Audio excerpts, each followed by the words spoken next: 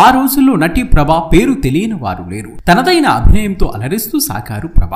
4 దశాబ్దాలుగా తెలుగు, తమిళ, కన్నడ, మలయాళ భాషల్లో 100కు పైగా చిత్రాల్లో నటించారు ప్రభ గారు. హరికథ కళాకారిణి, నర్తకి, అంతకు మించిన కామెడీ, జానపద, పౌరాణిక చిత్రాలతో పాటు పేద స్పందించిన పాత్రలు చేసిన తిరుగులేని నటి ఆమె. ఇద్దరు నట చక్రవర్తులు ఎన్టీఆర్, ఏఎన్ఆర్లతో చేసిన అదృష్టశాలి. ఈ నేపథ్యంలో ప్రభ గారి గురించి ఎన్నో ఆసక్తికర విషయాలు ఈ వీడియోలో తెలియజేయడం జరిగింది. వీడియో చాలా ఇంట్రెస్టింగ్ గా ఉంటుంది.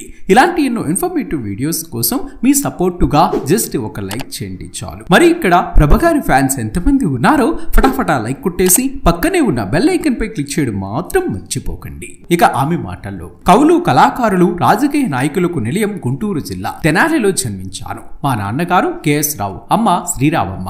అమ్మా నాన్న పెట్టిన పేరు జయప్రభ, తర్వాత కోటి సూర్యప్రభ అని పిలిచారు. సినిమా రంగంలోకి వచ్చాక ప్రేక్షకుల హృదయాలలో ప్రభగా నిలిచిపోయాను. నా చదువు 7వ తరగతి వరకే. అప్పట్లో 6 ఏళ్లు వచ్చే వరకు స్కూల్ కు పంపేవారు కాదు. మాది సాంప్రదాయ కుటుంబం. పెద్దవాళ్ళు ఆడపిల్లలంటే శ్రద్ధగా ఉండేవారు. బడికి పంపేందుకు ఒప్పుకునేవారు కాదు. నా ఒత్తిడి వల్ల నన్ను బడిలో చేర్చారు. తెనాలిలో తాలూకా పాఠశాలలో 5, 6, 7 తరగతులు చదువుతూ హరికథలో శిక్షణ పొందాను. 7వ తరగతిలో చదువులవాడ నారాయణరావు గారి దగ్గర కూచిపూడి నృత్యం నేర్చుకున్నాను. ఒకవైపు నాట్యం, మరోవైపు హరికథలో మంచి ప్రావీణ్యం పొందాను. పాటలు బాగా పాడేదాన్ని. నా 12వ ఏటే స్టేజీ మీద హరికథలు చెప్పేదాన్ని. పాటల ఒత్తిడి వల్ల నోట్లోంచి రక్తం పడేది. డాక్టర్లు టాన్సిల్స్ ఆపరేషన్ చేసినప్పటి నుంచి హరికథలు, పాటలు తగ్గించాను. నాట్యం కొనసాగించి మంచి ప్రావీణ్యం పొందాను. నా మొదటి సినిమా నీడలేని ఆడది పేపర్లో ప్రకటన చూసి ఇంటర్వ్యూకు వెళ్ళాను. నేను లాస్ట్ బ్యాచ్. అప్పటికే ఎంపికలైపోయాయి. కానీ ఆ సినిమా టీం మొదట సెలెక్ట్ చేసిన అమ్మాయిని రిజెక్ట్ చేసి మళ్ళీ లాస్ట్ బ్యాచ్ ని పిలిచారు. స్క్రీన్ టెస్ట్ లో నన్ను ఓకే చేశారు. ఆ చిత్రంలో నరసింహరాజు, నేను, అన్నపూర్ణ, పిఎల్ నారాయణ, వంకాయల సత్యనారాయణ, మిశ్రో అందరం కొత్త వాళ్ళమే. అందుకే భయం లేకుండా నటించాం. 1974లో వచ్చిన ఆ హిట్ చిత్రంతో నా పేరు మారుమోగిపోయింది. తర్వాత అమ్మాయిలు జాగ్రత్త, కొల్లేటి కాపురం చిత్రాలు చేశాను. ఈ రెండు 1975, 76లో వచ్చాయి. కృష్ణ గారు, నేను నటించిన కొల్లేటి కాపురం ఎంతో విజయవంతమైంది. దాసరి నారాయణరావు గారి హిట్ చిత్రాల్లో ఒకటి 1977 నాటి ఇదెక్కడి న్యాయం. ఇందులో నా నటనకు మంచి పేరు వచ్చింది. మురళీమోహన్, నేను హీరోయిన్లం. ఇక సంసారంలో సరిగమలు, సీతాపతి సంసారం, ఇల్లంతా సందడి, ఇంటింటి రామాయణం ఇవన్నీ సూపర్ హిట్ కామెడీ చిత్రాలు. అన్ని 100 రోజులు ఆడినవి. నాకు జోడీగా ఎక్కువగా చంద్రమోహన్ గారు చేశారు. టాప్ హీరోల చిత్రాల్ని తట్టుకొని వాటి మధ్య మా సినిమాలు హిట్ కొట్టేవి. ఎందుకు చెబుతున్నాను అంటే కామెడీ చేయడం చాలా కష్టం. మరే పాత్రలో అయినా ఈజీగా చేయవచ్చు. ఎంతో కష్టపడి ఇష్టంగా కామెడీ పాత్రలు చేసేదాన్ని. అదే సమయంలో క్లాసిక్ చిత్రం సంధ్యారాగంలో గిరిబాబు గారి పక్కన సీరియస్ క్యారెక్టర్స్ చేయాల్సి వచ్చింది. శరత్ బాబు గారు హీరో. 1981 నాటి ఈ చిత్రానికి అభినందనల వర్షం కురిసింది. ఆ సబ్జెక్టును అటెంప్ట్ చేయటమే కష్టంగా ఉండేది. అప్పటికే పాత్రలో ఎంతో లీనమై నటించాను.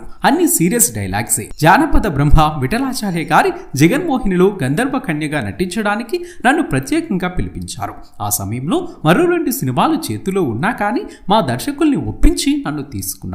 ఇది సూపర్ హిట్ చిత్రం. తమిళం, హిందీలో కూడా 100 రోజులు ఆడిన చిత్రం ఇది. తమిళంలో ఇంకా ఎక్కువ సక్సెస్ అయింది. జయమాలినికి ఇదే తొలి చిత్రం. దాసరి గారి దర్శకత్వంలో దాదాపు 10 సినిమాల్లో నటించాను. బండోడు గుండమ్మ, తాండ్ర పాపారాయుడు, పెద్దిల్లు చిన్నిల్లు వీటిలో ముఖ్యమైనవి. పెద్దిల్లు చిన్నిల్లులు పచ్చబొట్టు పొడిపించు బావ అనే కామెడీ పాట ఆ రోజుల్లో సెన్సేషన్. కృష్ణ, జయప్రద నటించిన బండోడు గుండమ్మలో నా నటనను దాసరి గారు ప్రత్యేకంగా అభినందించారు. నరసింహరాజుతో మొదలుపెట్టి చంద్రమోహన్, భానుచందర్, మురళీమోహన్, రంగనాథ్, గిరిబాబు, కృష్ణ, మోహన్ బాబు, కృష్ణంరాజు, అగ్రతారలు ఎన్టీఆర్, ఏఎన్ఆర్లతో నటించాను. బహుశా ఏ నటి ఎంతమంది హీరోలతో నటించలేదని అనుకుంటున్నాను. ఇదెక్కడి న్యాయం షూటింగ్ సమయంలో ఎన్టీ రామారావు గారు దానవీర సూరకర్ణ చిత్రంలో నేను నటించాను. కామెడీతో పాటు జానపద, పౌరాణిక చిత్రాల్లో కూడా ఆఫర్లు వచ్చాయి. ఆ దేవుడి దయ వల్ల అలా విభిన్న పాత్రలు చేసే అదృష్టం లభించింది. దానవీర సూరకర్ణ చిత్రంలో ఎన్టీఆర్ గారితో చిత్రం భలారే విచిత్రం అంటూ చేసిన శృంగార భరితమైన పాటలో నా నటనను ఎందరో కొనియాడారు. మహాకవి క్షేత్రయ్యలో అక్కినేని గారితో చేసిన జాబిల్లి పాత్రలో నిన్ను నన్ను అనే యుగల గీతం గాయకుడు రామకృష్ణ గారికి కథానాయికగా నాకు కలిసొచ్చిన అదృష్టమని ప్రేక్షకులు సర్టిఫై చేశారు. నా సినీ జీవితంలో ఈ 2 చిత్రాలు నా కెరియర్ ను పరిపుష్టం చేశాయి. ఇలా ఇద్దరు నట చక్రవర్తులతో నేను నటించడం చాలా మందికి లభించని అరుదైన అవకాశం. నా పూర్వజన్మ సుకృతం. సూపర్ స్టార్ కృష్ణ గారితో పగబట్టిన సింహంలో నటించాను. బెల్ ప్యాంట్, షర్టులో ఉండే లేటెస్ట్ రెబల్ గెటప్ గెటప్ పాత్ర అది. ఇందులో కృష్ణ గారు త్రిపాత్ర అభినయం చేశారు. నేను, గీత, జయప్రద ముగ్గురు హీరో హీరోయిన్ల. ఇది 1982 నాటి హిట్ చిత్రం. అలాగే అల్లుడొచ్చాడు చిత్రం మరో కలుకుతురాయి. లేత కొబ్బరి నీళ్లే పూత మామిడి పిందల్లే అనే పాటకు నేను వేసిన స్టెప్పులకు మంచి రెస్పాన్స్ వచ్చింది. ఉత్తరాల మీద ఉత్తరాలు వచ్చాయి. కళ్ళు చిలిపిగా తిప్పడం, బొంగుమూతి పెట్టడం నా నటనతో పాటు చక్కని సాహిత్యం ఉన్న పాట అది. ఇక లక్ష్మీదేవి, పార్వతి, అనసూయ వంటి దేవతల పాత్రలు కూడా పోషించాను. తెలుగులో అష్టలక్ష్మి వైభవం, కచదేవయాని చిత్రాల్లో,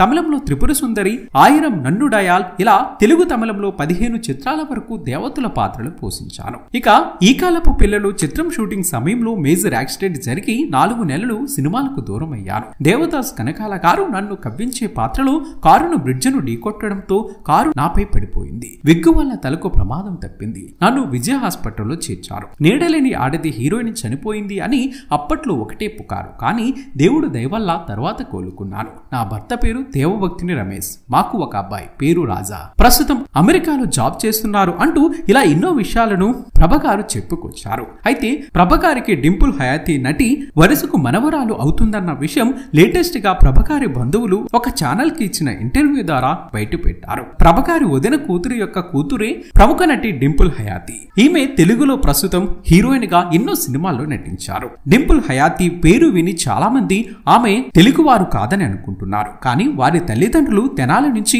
చెన్నైకి వలస వెళ్లారు. అక్కడే వారు సెటిల్ అవ్వడం జరిగింది. ఆ విధంగా ప్రభగారి నటవారసత్వాన్ని మనవరాలు అయినటువంటి డింపుల్ హయాతి రాణిస్తూ ఉన్నారు. ఏది ఏమైనా ప్రభగారు నిండు నూరేళ్లు ఆరోగ్యంగా ఉంటూ ఇంకా మంచి మంచి సినిమాల్లో నటించి అలరించాలని మనస్ఫూర్తిగా కోరుకుందాం. మరి ఆమె నటన మీకు ఇష్టమైతే ఈ వీడియోను తప్పక లైక్ చేయండి ఫ్రెండ్స్. మేము చేసే ప్రతి వీడియో వెనుక చాలా కష్టం ఉంటుంది. ఆ కష్టానికి మీరిచ్చే ప్రతిఫలం ఒక లైక్ కొట్టి సబ్స్క్రైబ్ చేసుకోవటమే. చేస్తారు కదా ఫ్రెండ్స్. ఇటువంటి ఇంట్రెస్టింగ్ వీడియోస్ కోసం సబ్స్క్రైబ్ చేసుకుని పక్కనే ఉన్న గంట సింబల్లో ఆల్ అప్డేట్స్ పై క్లిక్ చేయడం మాత్రం మర్చిపోకండి ఫ్రెండ్స్. చాలా మంది చూసి వెళ్ళిపోతున్నారు, లైక్ కొట్టడం మర్చిపోతున్నారు. ప్లీజ్ ఒక్క లైక్.